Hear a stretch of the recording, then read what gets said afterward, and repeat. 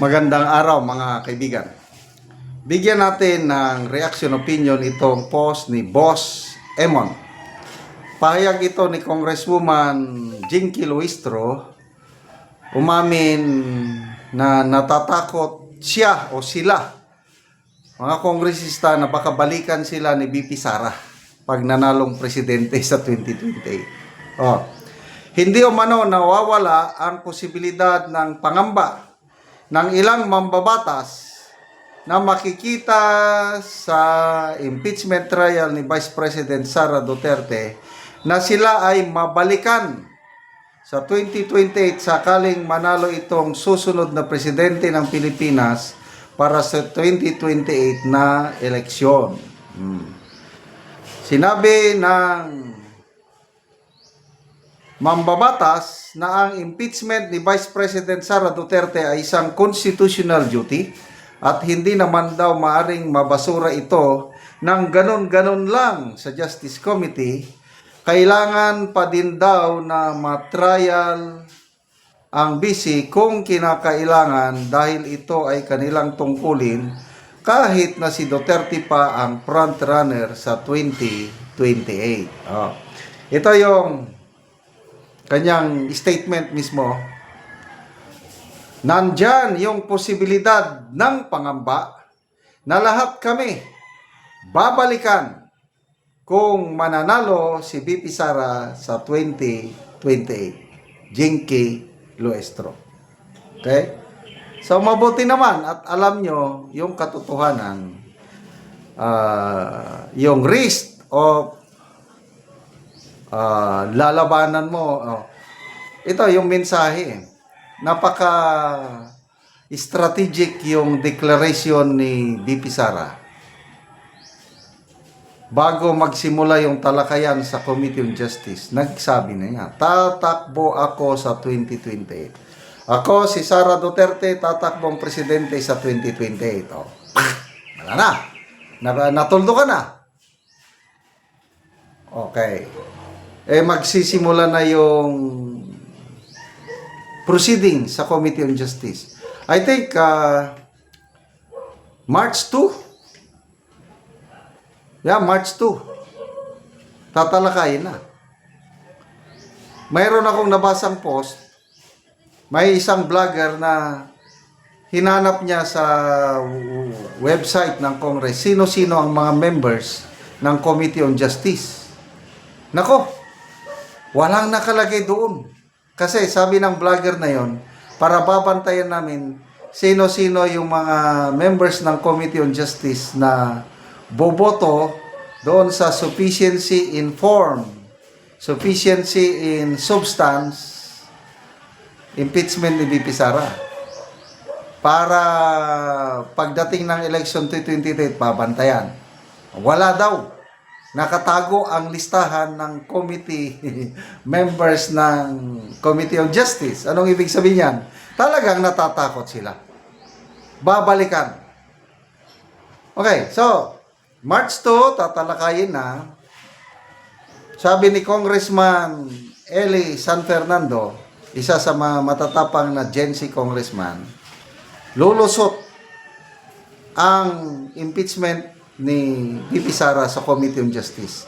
Makikitaan nila nito ng sufficiency in form, sufficiency in substance. So, ibig sabihin yan, aakyat sa plenary. So, sa plenary ngayon ang labanan. Mabuti, nagsalita na ang may press release o official statement na ang National Unity Party, ang pinakamalaking ang second to the biggest party sa Kongreso. Next, ang pinakamaraming members is Lakas CMD, sunod National Unity Party. Statement nila is hindi nila susuportahan ang impeachment ni BP Sara pag walang maipalabas na bagong ebidensya, dahil yung 4 na impeachment complaint na isampa sa kanya, parihas lang din daw sa nakalagay noong last year na impeachment. walang bagong ebidensya. So, malaking bagay yun. So, ano sa tingin nyo? Makakakuha ba ng 1/3? Malabo. Mismo si Congresswoman De Lima, 2 impeachment complaint ang in-endorse niya, umamin siya, the numbers are uncertain. Marami ang nag-iisip ngayon ng mga kongresista. At ako, kung ako ang inyong tatanungin, ang aking opinion is hindi sila makakakuha ng 1/3. Yun ang aking tingin. But kung kamaliman ako, makakuha sila ng 1/3, di aakyat ngayon sa Senado. Wala rin. Matatalo pa rin sila sa Senado. Maa-acquit pa rin si VP Sara sa Senado. Bakit? Yung magaling na political strategist, si Mr. Lito Banayo. Matagal na itong nag-serve siya panahon ng mga previous presidents as political advisor. Sinasabi niya na ang nakikita niya, 16 senators will vote for the acquittal of VP Sara. So yung 8 lang ang posible na boboto ng conviction, ang iba pa baka daw mag-abstain or mag-absent. So, 4 lang ang nakikita niya na boboto ng conviction. Risa Ontiveros, Kiko Pangilinan, Tito Soto at saka Ping Lacson. Yung 2 Tulfo brothers daw, posibleng mag-vote for conviction or mag-abstain. So, to me, win-win si VP Sara. Wala siyang katalo-talo dito sa impeachment case na ito. Humanda kayo. Sige, sa mga kongresista. I hope mag-isip kayo ng kung nung last year, sige na lang, pagbigyan natin.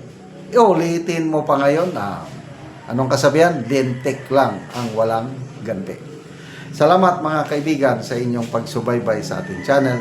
Nakakatulong kayo ng malaki sa tribong Talandig ng Bukidnon dahil ang sweldo natin sa channel na ito is pantulong po sa tribo.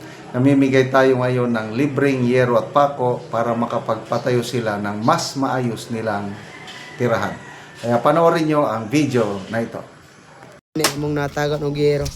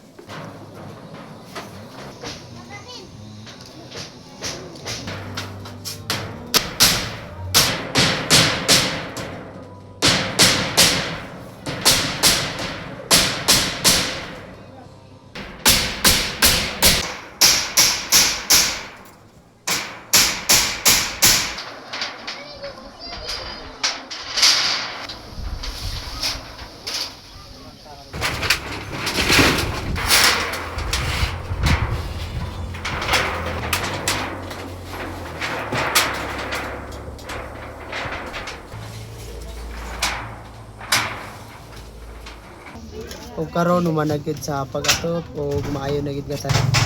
Humanagyod sa pag-atop. So, humanagyod.